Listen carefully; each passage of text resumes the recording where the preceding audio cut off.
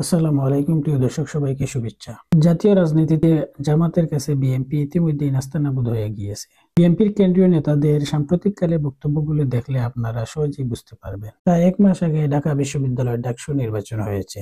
সেই নির্বাচনে ছাত্র শিবির মনোনীত প্যানেল বিশাল ব্যবধানে বিজয়ী হয়েছে।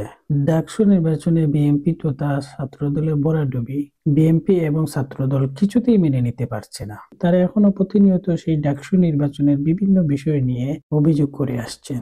ডাকসু নির্বাচনে তরুণ ভোটাররা অর্থাৎ ঢাকা বিশ্ববিদ্যালয়ের ছাত্রছাত্রীরা বিএনপির অঙ্গ সংগঠন ছাত্রদলকে প্রত্যাখ্যান করেছে। আগামী জাতীয় নির্বাচনেও বিএনপি তরুণ ভোটারদের কাছে প্রত্যাখ্যাত হবে। ঢাকা বিশ্ববিদ্যালয়ের শিক্ষকরা ডাকসু নির্বাচনে দায়িত্ব পালন করেছেন। আর ভোটার ছিলেন সারা দেশের বাছাই করা মেধাবী ছাত্রছাত্রীরা। এই ভোটে যদি কোনো রকম অনিয়ম বা কারচুপি হতো তাহলে ঢাকা বিশ্ববিদ্যালয়ের ছাত্রছাত্রীরাই আন্দোলন করত। আপনারা জানেন যে ভোট শেষ হওয়ার ঠিক 15 মিনিট আগে ছাত্রদল ভোট বর্জন করেছিল। ভোট গণনার সময় ছাত্রদল পেশি শক্তির প্রদর্শন করার চেষ্টা করেছিল, কিন্তু সাধারণ শিক্ষার্থীদের প্রতিরোধ দেখে তারা পালিয়ে যায়।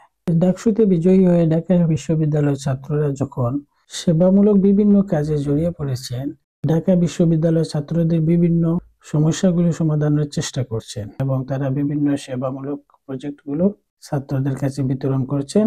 তা দেখে ছাত্রদল ও বাম সংগঠনগুলো হিংসান্বিত হয়ে পড়েছে। ছাত্র শিবিরের এই সেবামূলক কাজগুলো দেখে তারা ভাবছেন সারা জীবনের জন্য মনে হয় ঢাকা বিশ্ববিদ্যালয়ে তাদের হাতছাড়া হয়ে গেছে। অথচ বিএনপি ক্ষমতায় 3 বার ছিল, কিন্তু ছাত্রছাত্রীদের এই সমস্যাগুলো তারা সমাধান করেনি। বরং যখন ছাত্র শিবির এগিয়ে এসেছে তখন তারা বিভিন্নভাবে বাধা দেওয়ার চেষ্টা করছে।